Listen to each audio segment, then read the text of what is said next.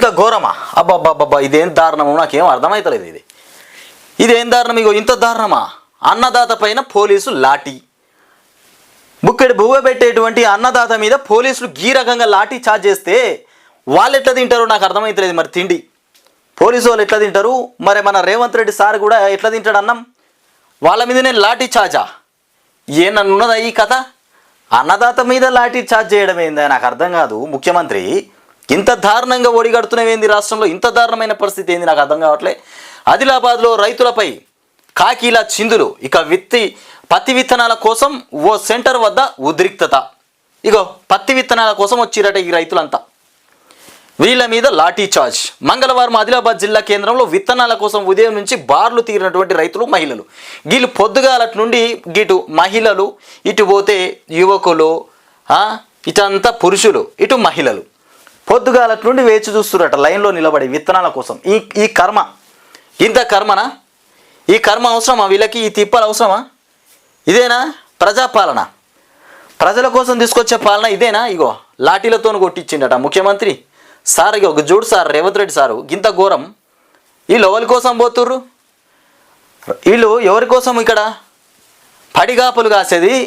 రాష్ట్రంలో పంటలు పండియడానికే. ఆ పంటలు పండిస్తే మనమే కదా తినేది, మీరు కూడా తింటారు, మీకు కూడా అవసరమే. మరి ఏంది ఇది పరిస్థితి? మీరు ఒక ముఖ్యమంత్రి హోదాలో ఉన్నారు, రాష్ట్ర ప్రజల్ని కాపాడుకోవాల్సినటువంటి పరిస్థితి మీది, కాపాడుకోవాలి ప్రజల్ని. అలాంటిది మరి ఈ రకంగా లాఠీ చార్జ్, ఈ రకంగా క్యూ లైన్లు కట్టడం, ఈ పత్తి విత్తనాల కోసం వచ్చిన వాళ్ళ దగ్గర పోలీసు వాళ్ళు ఎందుకు నాకు అర్థం కాదు. రైతుల కోసం పోలీసు వాళ్ళు కాపాలి అవసరం అక్కడ పత్తి విత్తనాల దగ్గర? ఇంత క్యూ లైన్లు కట్టుడేంది? లాఠీ చార్జ్ చేయడం ఏంది? లాఠీలతో చెదరగొట్టిన పోలీసులు చెదరగొట్టిరట. బందోబస్తు నడమ ఇక అరకొర పంపిణీ. బందోబస్తుల మధ్యలో ఇచ్చిరట వీళ్లకు ఈ విత్తనాల బ్యాగులు. రాష్ట్రమంతటా విత్తనాల కోసం వెతలు. ఇక వృద్ధుల నుంచి పిల్లల దాకా క్యూ లైన్లు. తిండి తిప్పలు లేక పడిగాపులు. వాళ్ళకి తిండి ఎక్కడిది పాపం? పొద్దుగాలు వచ్చిన వాళ్ళు ఇంత టిఫిన్ చేసి పోయాడ నిలబడతారు. ఇక తిండికి పోదామండి, తిండికి పోయి తినద్దామంటే ఈ లైన్ ఏండో బిక్తుంది. ఎవడో వచ్చి నిలబడతాడు మళ్ళీ. ఈ పరిస్థితి. ఇక టిఫిన్ చేసి లైన్ ఎక్కినామంటే ఇత్తనాల ప్యాకెట్ వచ్చేదాకా అన్నే చావాలి. ఇక వచ్చేదాకా లైన్లోనే ఉండాలి. ఇక పోతివంటే కథమే. ఇంత ఘోరమా? మరి ఇవన్నీ చూస్తూ ఉంటే మరి ఇలా రేవంత్ రెడ్డి సార్కు నవ్వొస్తుందో మరి గమ్మత్ అనిపిస్తుందో వీళ్ళ పరిస్థితి, వీళ్ళ బాధ చూస్తూ ఉంటే. ఇగో సంచులు పట్టుకొని లైన్లో నిలబడ్డారు. ఇగో ఇదేంది? దీనికి కర్మేందా? నాకు అర్థం కాదు. ఇక జనము జిలుగా పచ్చి రొట్టి విత్తనాలకు కూడా పాటలు పడుతుర్రు. ఇక నెట్వర్క్ 28 ఇక దుక్కులు సిద్ధం చేసి విత్తనాల కోసం పోతే రైతులకు నరకయాతన తప్పడం లేదు. ఆదిలాబాద్లో మంగళవారం ఇక పత్తి విత్తనాల కోసం ఎండను లెక్క చేయకుండా కూడా గంటల తరబడి బార్లు తీరినటువంటి రైతులపైన పోలీసులు చిందులు తొక్కారు. ఇక ఒకానొక దశలో ఇక తోపులాట జరగడంతో లాఠీలతో చెదరగొట్టారు. 6 రోజులుగా ఎదురు చూస్తున్నటువంటి RCH 659 రకం పత్తి విత్తనాల స్టాకు మంగళవారం వచ్చిందని కూడా తెలిసి వేలాది మంది రైతులు కూడా ఉదయం 6 గంటల నుంచే పలు కేంద్రాల వద్దకు చేరుకున్నారు. తిండి తిప్పలు లేక లైన్లలో ఇక నిరీక్షించారు. చాలా దుకాణాలకు కూడా స్టాక్ లేదని ఇక మూసేయడంతో ఓ సెంటర్ వద్దకు రైతులు ఇక ఒక్కసారిగా దూసుకొచ్చిరట. కొంత తోపులాట జరగడంతో పోలీసులు వచ్చి లాఠీలతో ఇక అదిలించారు. ఇక పెద్ద సంఖ్యలో పహారా కాస్తూ విత్తన విక్రయాలను కూడా కొనసాగించారట. పెద్ద సంఖ్యలో పహారా కాచిరట రైతుల కోసం. కొంతమందికి ఇచ్చిరు, ఇక అందరికి ఇయ్యలే. ఎవరికి అందినవి ఇక పాపం పొద్దుగాలటి నుండి వచ్చిన వాళ్ళకు పెద్ద సంఖ్యలో పహారా కాస్తూ విత్తన విక్రయాలను కొనసాగించరు. కేంద్రాల వద్ద ఆధార్ కార్డులతో ఇక మహిళా రైతులు, వృద్ధులు, యువకులు, ఇక పిల్లలు సైతం విత్తనాల కోసం ఇక క్యూ కట్టారు. ఇక మండు టెండర్లో తిండి తిప్పలు మరింత మరిచిపోయారట. కనీసం తాగునీరు, నీడ వసతి లేక ఇబ్బందులు పడ్డారు. ఇక లైన్ ఒకసారి ఎక్కినామంటే ఇక దిగద్దు. మరి దిగితే మళ్ళీ ఎవరో వస్తారు. ఈ పరిస్థితి. ఇక గంటలోనే అయిపోయిన విత్తనాలు. ఇంత కష్టపడి పొద్దుగాల నుండి క్యూ లైన్ కడితే గంట సేపట్లో ఒడిసైపోయిందట. ఇక పత్తి విత్తనాల కోసము దాదాపు 4 గంటల దాకా క్యూ కట్టిన ఒక్క రైతు కూడా వ్యాపారులు ఇక 2 ప్యాకెట్లు మాత్రమే విక్రయించారు. కొన్ని దుకాణాల్లో గంటల్లోనే గంటలోనే విత్తనాలు అయిపోవడంతో చాలామందికి నిరాశతో ఇక వెనుదిరిగారు.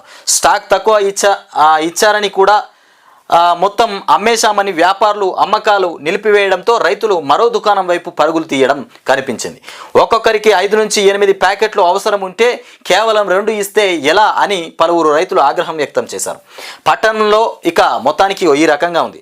దుకాణాలు ఎక్కువగా ఉండేటువంటి గాంధీ చౌక్ ప్రాంతంలో తీవ్ర ట్రాఫిక్ అంతరాయం ఏర్పడింది. ఒక్కొక్కరికి 5-6 ప్యాకెట్లు కావాలన్నట, కానీ ఒక రైతుకు 2 ప్యాకెట్ ఇచ్చారు. మళ్ళీ వాళ్ళ పరిస్థితి ఏందిగా?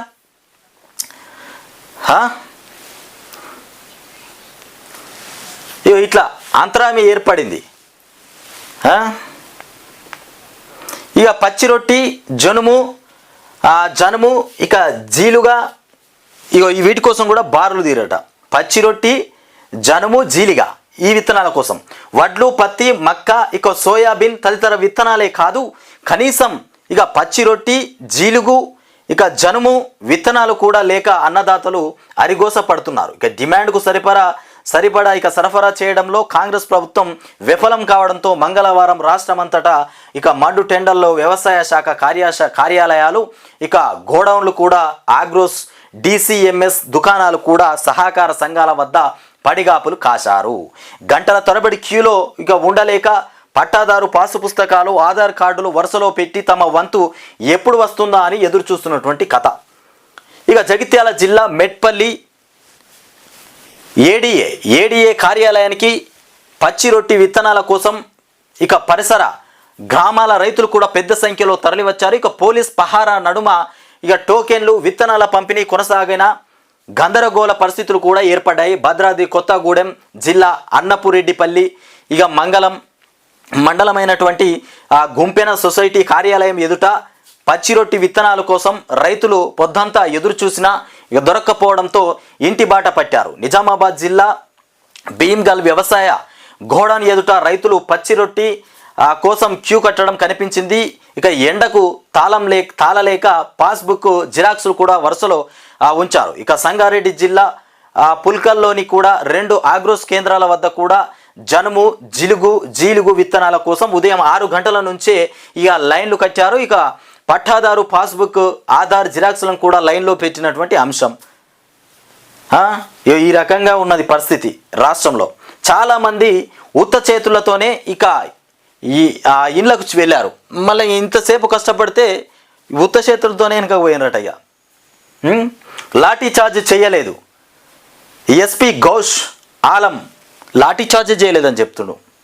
ఈ ఆదిలాబాద్ విత్తనాల కోసం వచ్చిన రైతులపై పోలీసులు లాఠీ చార్జ్ చేయలేదు. పోలీసులు రైతులను చెదరగొట్టారనే విషయంలో నిజం లేదు అంటూ పంపిణీ కేంద్రాల వద్ద ఎలాంటి తోపులాట జరగలేదు.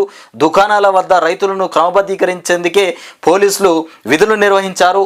ఇక రైతులు ప్రశాంత వాతావరణంలో విత్తనాలు కొన్నారు. తప్పుడు వార్తలు ప్రసారం చేసిన మీడియా ప్రతినిధులపైన చర్యలు తీసుకుంటామని ఇదో రకమైనటువంటి కథ. గడ్డు కాలం దాపరించింది.